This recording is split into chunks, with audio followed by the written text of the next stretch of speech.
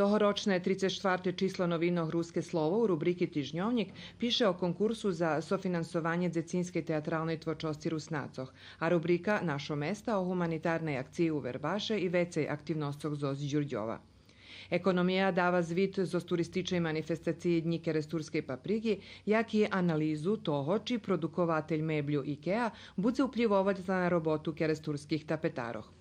Kultura i prosvita ponuka zvit z festivalu žridlovog špivanja najšenje za budze, informaciji o učastovanju Terezi Budinski u roboti na projektu u Njemečkej, a na bokoh rubriki Ljudze, rok i život, nove predluženje fejtonu Jagnje skapal rock'n'roll.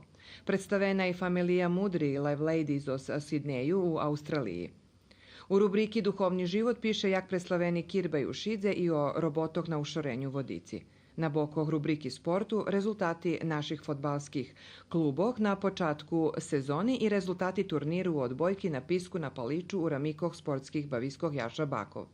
U tim čišlje dodatki ruske slovečko i literaturne slovo.